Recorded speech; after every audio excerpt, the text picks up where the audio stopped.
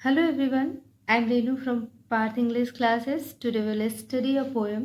This poem name is The Lake Isle of Innisfree and is composed by William Butler Yeats. William Butler Yeats loved this place in Innisfree because he spent a lot of time there and now he wants to go there. So let's begin this poem and find out why he want go there. Okay. This well-known poem explored the poet's longing for the peace and tranquility of Innisfree, a place where he spent a lot of time as a boy. This poem is a lyric. The poet से कि जो poet हैं वो actually एक बहुत ज़्यादा piece चाहते हैं, शांति चाहते हैं, और जो इनीसफ्री है वो एक ऐसा प्लेस है जो बहुत ही खूबसूरत है, बहुत ही पीसफुल है, जहाँ पे पोइट ने अपना टाइम स्पेंड किया है, अपना चाइल्डहुड वहीं पे स्पेंड किया है। इसलिए वो जो प्लेस है वो उनको हमेशा अट्रैक्ट करता है और अभी भी वो बहुत मिस कर रहे हैं उस प्लेस को। वहाँ पे वो जाना चाहते हैं अपने टाइम को दोबारा से स्पेंड करने के लिए। This poem is a lyric होता है संगीत में या फिर म्यूज़िकल कह सकते हैं। तो जो ये पोएम है वो सॉन्ग फॉर्मेट में है। This poem is a lyric, इसका मतलब ये हुआ।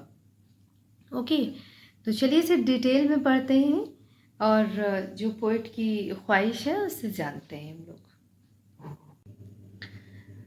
I'll arise and go now and go to Innisfree, and a small cabin built there of a clay and wattle, made 9 beans row will I have there, and hive for the honeybees, and live alone in the bee loud glad. तो पहले देख लेते हैं जो first line में देखिए, जो arise है मीन्स स्टैंड अप, यानी कि मैं जो है उठूँगा और खड़ा होकर के जाऊँगा। आई विल अराइज यानी कि मैं खड़ा होऊंगा और जाऊँगा। एंड गो टू इनिसफ्री मतलब मुझे जाना है इनिसफ्री, जैसे कि अभी बताया मैंने कि ये एक बहुत ही खूबसूरत और बहुत ही पीसफुल प्लेस है।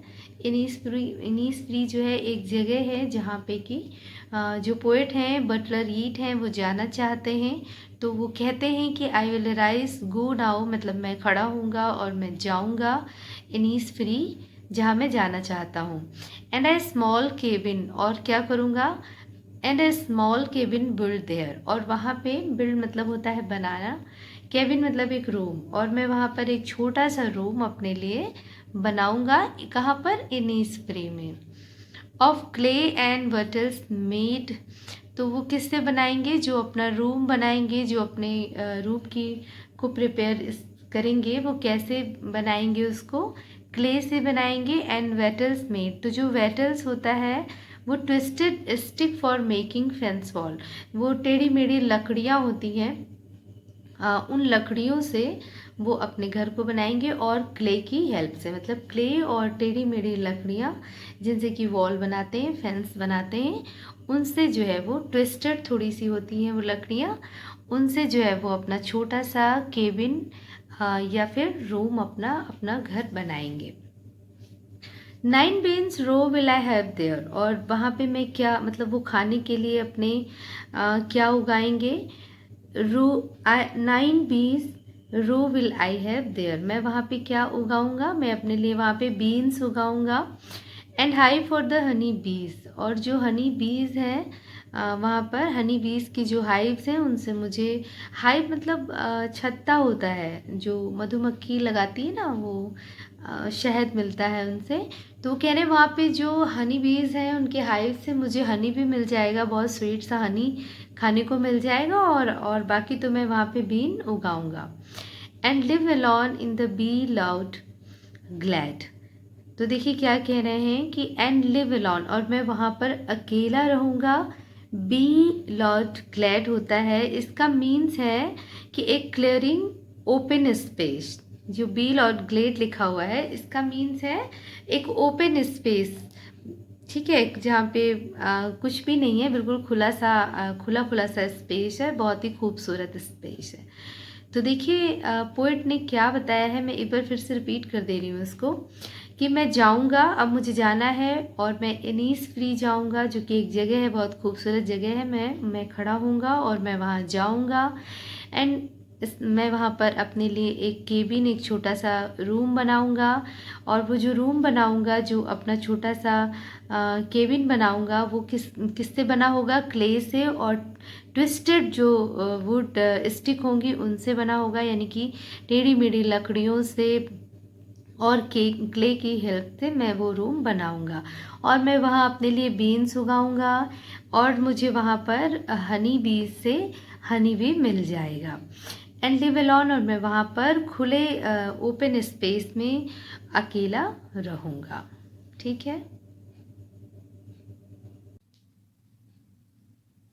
And I shall have some peace there, for peace comes dropping slow, dropping from the veil of the morning to where the cricket sings, their midnights all glimmer and noon a purple glow, and evening full of the linnet's wings.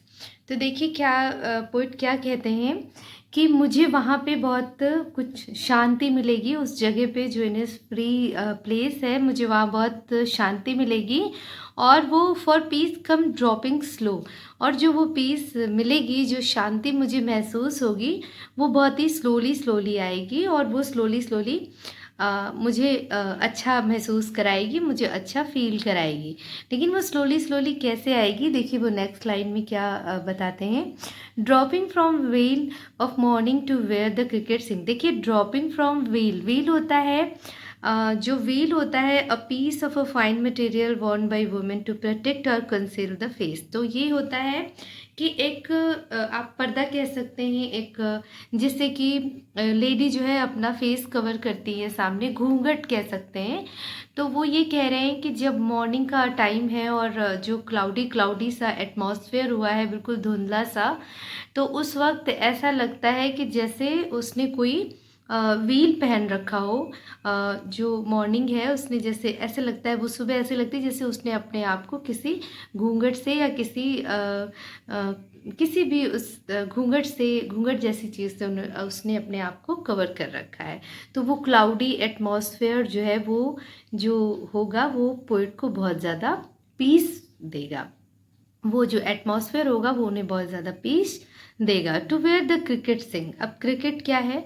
देखिए cricket से यहाँ जो sense है वो उस cricket से नहीं है जो बैट बॉल वाला होता है। वो ये क्रिकेट एक इंसेक्ट है जो रिलेटेड टू ग्रास होपर, जैसे टिड्डा होता है, तो उसी तरीके का ये होता है, इंसेक्ट होता है, जो कि जो म्यूज़िकल उसका जो क्या है, the male produces a characteristic musical chirping sound, जो कि बहुत एक जो साउंड जो म्यूज़िक जो उसका जो निकालता है, वो जो उसकी वॉइस है वो बहुत ही म्यूज़िकल है, बहुत ही अच्छी होती है। तो वो क्या देखिए पोएट कहते हैं कि वेयर द क्रिकेट सिंग, और जब वो ये इंसेक्ट जो मेल इंसेक्ट है वो इस क्लाउडी एटमॉस्फेयर में एक गाना गाएगा, बहुत खूबसूरत सा सॉन्ग गाएगा, वो भी मुझे बहुत ज़्यादा पीस देगा। Then midnights all the glimmer means which is something shining, you know। तो जो मिडनाइट में यानी कि आधी रात में जो क्योंकि फुल ऑफ स्काई जो होगा वो फुल ऑफ स्टार है, तो वो तारों से भरा जो आकाश है उसमें जो है बहुत शाइनिंग सा दिखेगा आधी रात में। तो वो भी जो पोएट को है वो बहुत खुशी महसूस कराएगा, बहुत ही पीस महसूस कराएगा। And Noon a purple glow.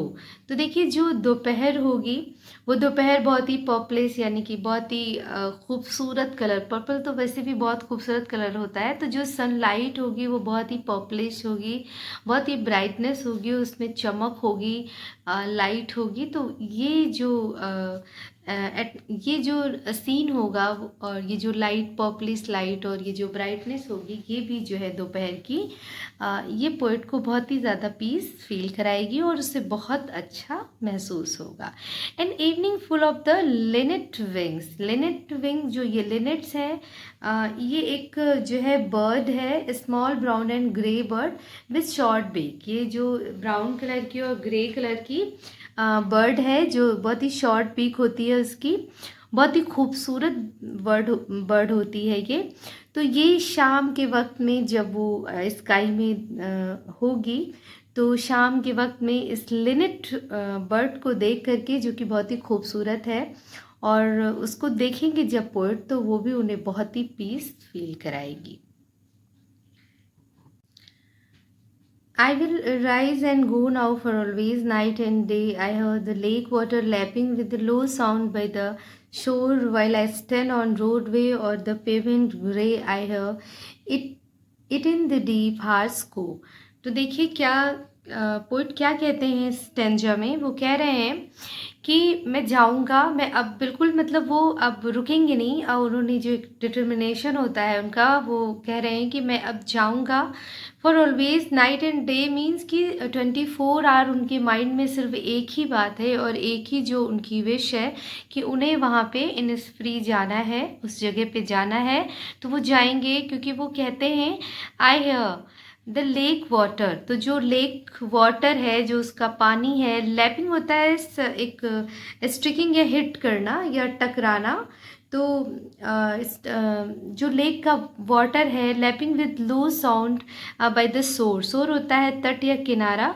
तो जो लेक का वाटर है, जब वो किनारों से, जब तटों पे जा करके टकराता है उससे, और उससे जो वॉइस प्रोड्यूस होती है, तो वो जो वो वॉइस प्रोड्यूस हो रही है उसको लैपिंग बोलते हैं। वो वॉइस जो है पोइट की बिल्कुल दिल में घर कर जा रही है, बिल्कुल उसको दिल तक छू जा रही है। वो बहुत पसंद है उसको वो वॉइस, और वो उसी वॉइस वो भूल नहीं पा रहा है। वो वॉइस जो है, जो टकराने के बाद जो प्रोड्यूस होती है, वो बार बार उसे अट्रैक्ट कर रही है, लेक की तरफ बुला रही है।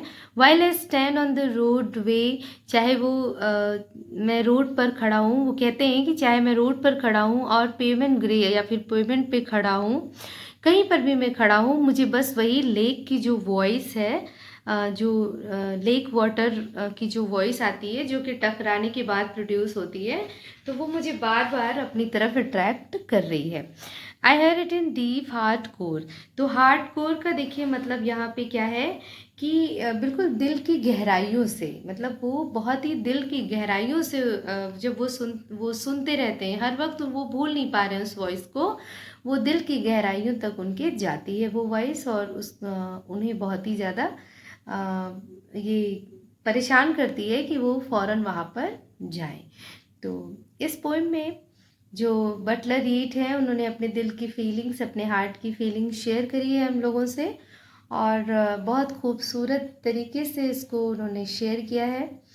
तो इस तरीके से इस पोएम की ये जो पोएम कंप्लीट हुई। होप कि आपको पसंद आई होगी। And if you have like this poem, so please comment and give your opinion about this explanation. Okay, and मिलते हैं एक नेक्स्ट पोएम के साथ, और बहुत ही खूबसूरत पोएम के साथ। Till then, goodbye and take care.